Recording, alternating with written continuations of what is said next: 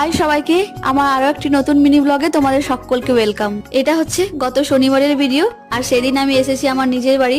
তো দেখতেই পাচ্ছ সকাল সকাল ছাতা হাতে নিয়ে বেরিয়ে পড়েছি, কারণ প্রচন্ড বৃষ্টি এই 2-3 দিন থেকে হচ্ছে। আর তাও আমি এই ঝড় বৃষ্টির মধ্যেই চলে আসি আমার বাড়িতে।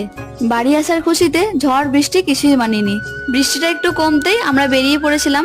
আর আমরা এখন এসেছি মুচিপাড়াতে, এখান থেকে বাস ধরে আজকে যাব। আমরা তো বাড়ি পৌঁছে গিয়েছি, আর বাড়ি এসেই মা জলখাবার দিয়ে দিয়েছে গরম গরম ফুলকো ফুলকো লুচি, তার সাথে ঘুগনি। বৃষ্টির দিনে এরকম ফুলকো ফুলকো লুচি জলখাবারে পেলে আর কি চাই। আর দুপুরের মেনুতে ছিল চিকেন, তাই ভাবলাম গরম গরম চিকেন কষাটা আমিই বানাই।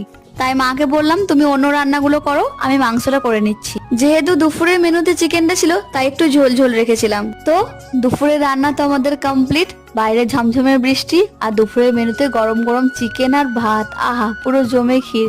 তো চলো আজকের মিনি ব্লগটি এখানেই শেষ করছি, দেখা হচ্ছে নেক্সট মিনি ব্লগে। ততক্ষণ জন্য সকলে ভালো থাকো।